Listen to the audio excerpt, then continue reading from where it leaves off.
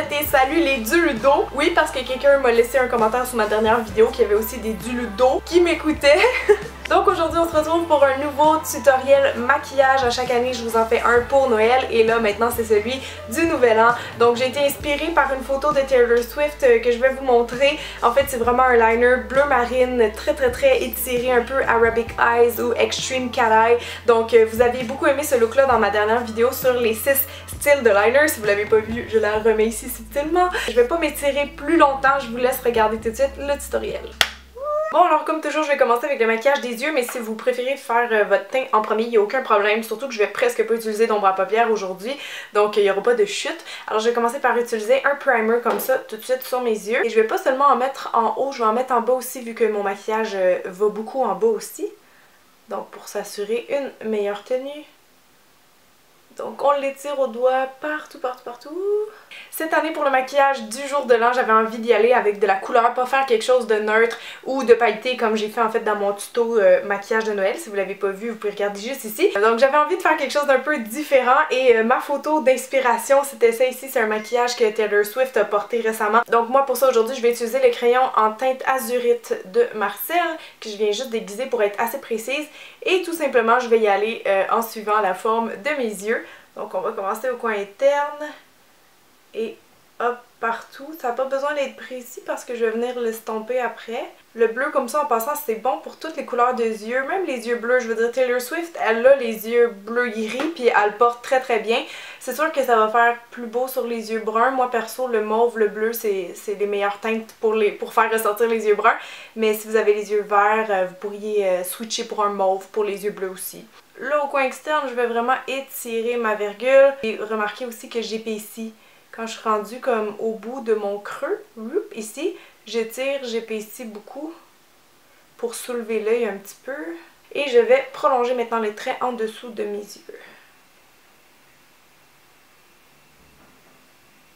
Ah oui, puis en passant, c'est un excellent maquillage si vous avez les paupières tombantes comme Taylor, justement, parce que c'est vraiment un maquillage qui met l'accent sur le tour de l'œil. Il n'y a pas comme de gros dégradés difficiles d'ombre à paupières. On va vraiment bien voir vos yeux si vous faites ça, donc parfait si vous avez les paupières tombantes. Et avant que ça sèche, parce que oui, le crayon hydrofuge, ça sèche vite, je vais utiliser la petite éponge de l'autre côté, juste pour smudger, comme on dit en québécois, pour estomper.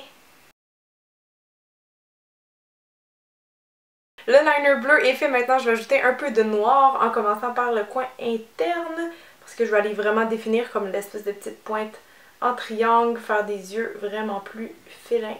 Et je vais en mettre aussi au coin externe, donc en bas et en haut. Je vais repasser en fait comme au centre de ma virgule.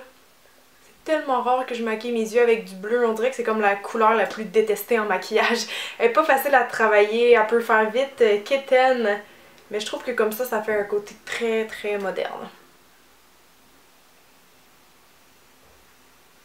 Maintenant c'est très facultatif, mais je vais juste repasser avec une ombre à paupières bleue de la même couleur et un petit pinceau. Ça va aider à fixer le crayon et en même temps ça me permet de faire des petites retouches au besoin. Maintenant, je vais aller mettre un peu de crayon blanc dans ma muqueuse, mais c'est vraiment facultatif. C'est juste que ça aide à agrandir les yeux en fait. Donc si vous avez des assez petits yeux, je vous conseille de faire ça. Autrement, vous pourriez mettre du bleu ou du noir tout simplement. Avant de mettre le mascara, je vais recourber mes cils parce qu'ils sont très petits et droits. Je vais aller mettre des faux cils après, alors c'est super important quand vous mettez des faux cils, il faut toujours recourber vos cils avant. Pour le mascara, vous pouvez utiliser n'importe quel. Ici, j'ai le Miss Mangarock, un de mes préférés. Je brosse légèrement mes cils vers le coin externe pour suivre un peu la forme de l'œil. On va en mettre aussi en bas, tiens, un petit peu en bas, pourquoi pas, ça aussi ça aide à agrandir les yeux. Pour les faux cils, je suis encore indécise entre quelques modèles. En fait, je voulais en mettre une autre paire, mais je les ai portés hier. Je les ai mis sur mon comptoir, puis ce matin, il y avait un faux cil de disparu. Et ça me fait un peu suer parce que c'est quand même des faux cils à genre 30$, les Velour Lashes, là, c'est pas le genre de faux cils que tu veux perdre. Bon, maintenant, on va passer aux sourcils, hein, parce que comme ça ne va pas du tout, Cynthia! Je fais un flashback à ma vidéo, c'était quoi donc? C'était mon Get Ready, en tout cas. Si vous regardez mes vidéos jusqu'au bout, je me souviens des bloopers. Alors, je vais juste prendre mon favori, le crayon à sourcils de Studio Makeup et redessiner selon ma forme naturelle. Hop.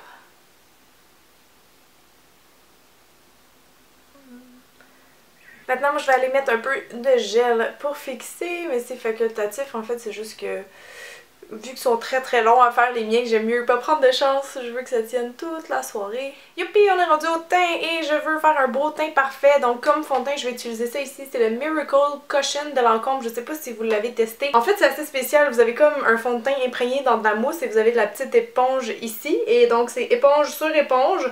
On tapote comme ça et on applique dans le visage.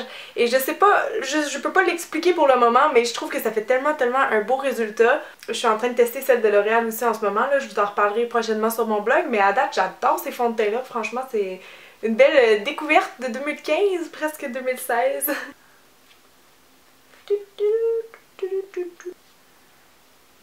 Bon, là, on va aller faire les cernes et j'utilise le No Dark Shadows. Donc, c'est une espèce de cache-cerne un peu éclaircissant. Je vais mettre ça en triangle sous mes yeux. Vous connaissez sûrement la fameuse technique du triangle lumineux. Je vous parle depuis 2011 sur YouTube. Ça fait vraiment un bel effet rajeunissant, liftant pour le visage. Donc, on l'applique grossièrement comme ça et on estompe.